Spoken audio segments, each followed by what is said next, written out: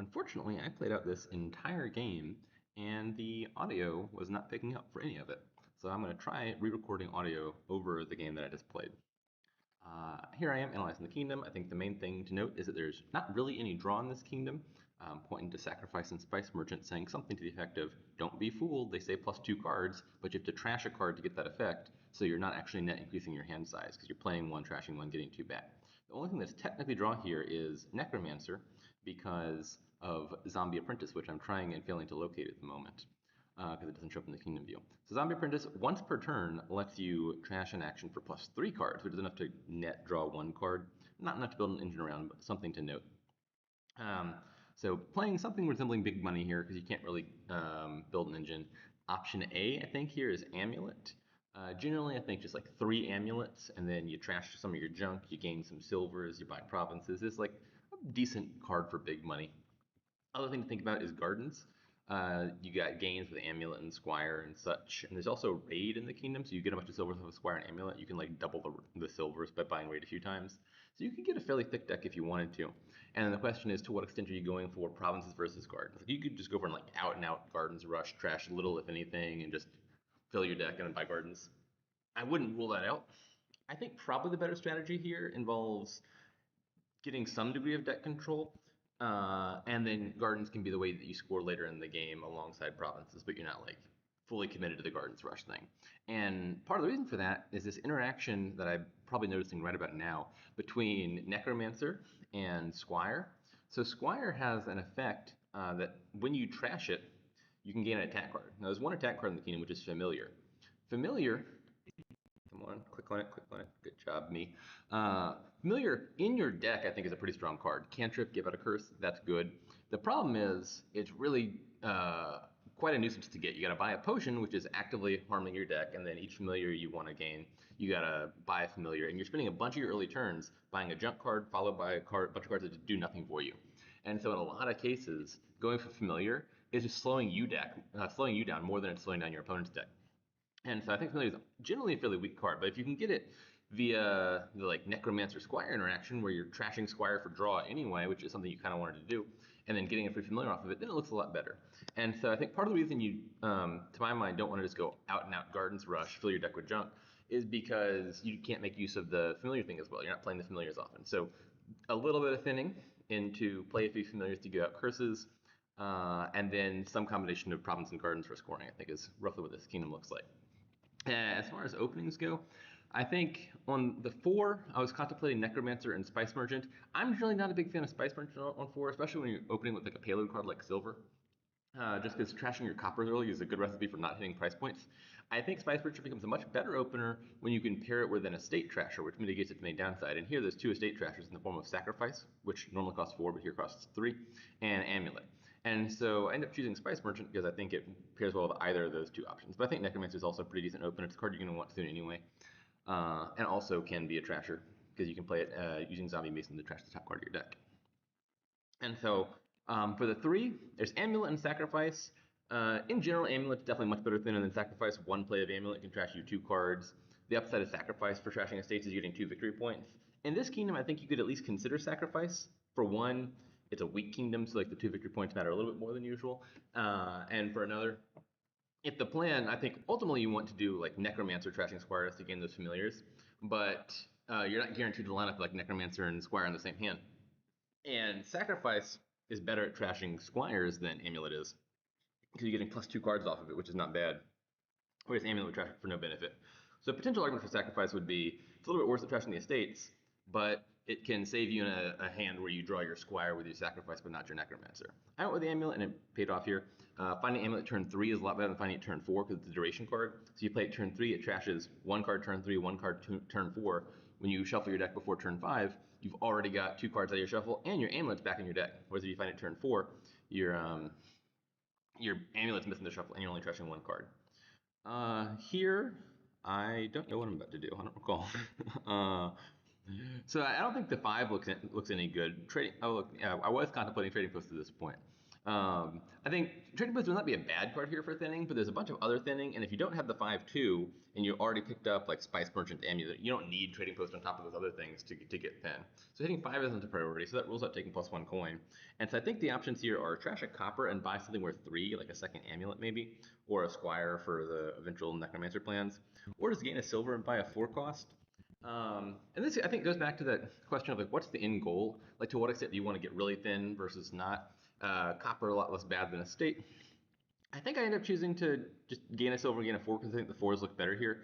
But I think trashing copper and taking like an amulet or sacrifice or a squire would be pretty reasonable as well. Um, what do I take? I honestly don't recall. I'm gonna guess, knowing me, a necromancer. It just feels like what I would do in this situation, and this is me playing. Aha! I know me well.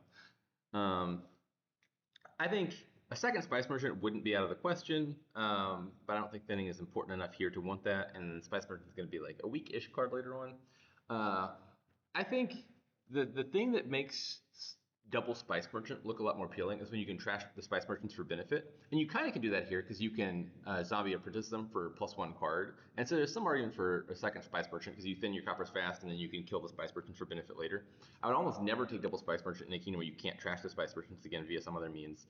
But it looks really good when like there's Butcher or something around and you can very profitably trash the Spice Merchant for something else where you want to get really thin and then you just convert the Spice Merchants into a card you actually want later on. Line up Necromancer and Squire here, which is really nice. I'm gonna get to gain a familiar. Oh yeah, I think I was talking about some other thing when it happened, but I already gained 1 familiar off of Zombie Mason, which is not the I think you'd rather be trashing the Squire with Zombie Apprentice because +3 cards sounds better than gaining a 3-cost card. But I think given the hand I had at the time, I didn't have the Squire in hand, and Zombie Mason was able to hit the Squire, and that's how I got the first familiar. Here I could take Province. I think I contemplate that here. Yeah, so I did a thing, then I undid it, and I was like, this is a kind of weak kingdom. Greening early, not ridiculous. But I think, given the game plan, like I got familiars in the deck, I want to play them often. I think I end up ruling this out and not taking Province quite yet, and just building a little bit longer. You're about to trigger a shuffle. I'd rather have 1 less copper in that shuffle and another card of value. I don't know what I buy here, but something that's not a province rather than adding a province and throwing the deck down. Oh, I went with a silver game. Fascinating. What was I thinking? I was expecting me to trash a copper. Goes to show you, like within a few hours, like put the same kingdom, same board state in front of me, I might change my mind. What are we doing now?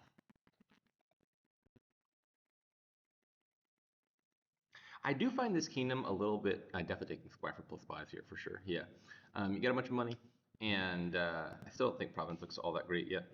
And I think Gardens will probably end up being worth more than Province here if the game goes long, or at least 2 Gardens is worth more than 1 Province. I should say it that way, because you can easily fill your deck with junk if you need to.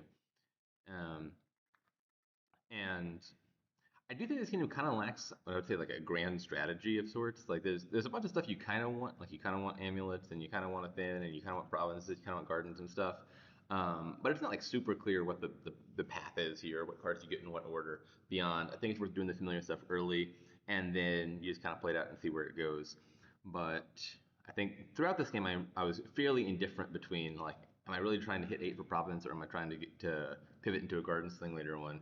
And I think I ended up doing something in the middle-ish with lack of a coherent vision. So I'm contemplating trashing the amulet, which apparently I did. I don't even remember doing that, to be honest.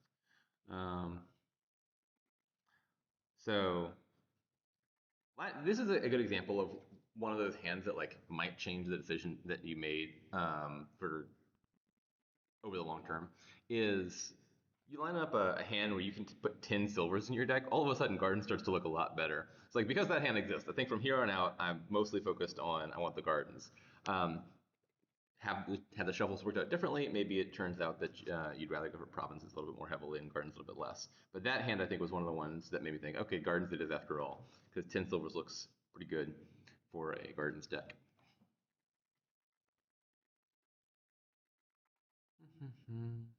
So could trash the Squire to Zombie Apprentice here. It's still not bad just for the plus 3 cards, but by this stage in the game, gaining a familiar is kind of nothing. I have 30 cards in my deck and I have 2 familiars. There's like 0% chance I draw through all of those and then play that familiar and give out a curse before the curses have run from the other two. Um, so trashing the square looked less valuable than usual. So I said I was committed to gardens, but like, well, gardens is gonna be worth probably like 4 to 5 on average over the course of the kingdom. It's not gonna be worth more than 6, and so I think you should take province here when you can. In a like a gardens rush game, that might not necessarily be true. Like imagine you're going for gardens versus an engine, and somehow you miraculously spike 8. It could still be it could behoove you in that situation to still buy gardens over province, even if it's less points, because it might be the case that you're trying to close out the game by emptying the gardens pile as quickly as you can before the engine gets online and scores a bunch. And so like you might not want to deviate to province even for like 2 more points, just because that risks giving your opponent an extra turn and then they win. That's not really true here or anything, but that's something that could come up in another game. So I discard that. Yeah. Why would I discard that? So I believe I initially clicked +2 buys here and then realized that there's like nothing I want to buy for 2, and then I change it to gaining a silver. I think there's a decent argument for you could like take +2 buys and it's like gardens, estate, copper. Um, Certainly, if this were like a turn and a half later in the game, that would look for sure good. I'm at the bottom of a shuffle right now. There's 8 cards left in the deck, and so stuff I buy at this point in time could still potentially matter before the game ends. It's actually going to end up not because the bot just aggressively lowers piles, and then I take the win here. But like in theory, um, stuff I buy here could matter. Next turn, I'm going to shuffle my deck. I'm going to have a 40 card deck.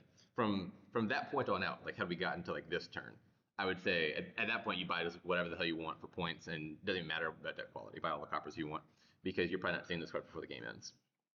Yeah, I don't know why the bot chose to take that last gardens or the penultimate gardens there when the piles were already so low. That just seemed like asking for a loss, but it might have already been lost at this point anyway. I think the big thing that probably won the game was that I was doing the familiar stuff and the bot was not, and the curses I think end up making a decent bit of a difference here.